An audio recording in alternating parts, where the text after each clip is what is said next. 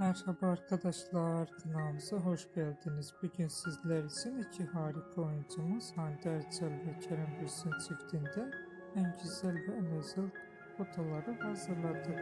Kerem Bürsin ve Hande Erçel çifti Sen Çal Kapımı dizisinde boyanmış ve sevgili olmuştular.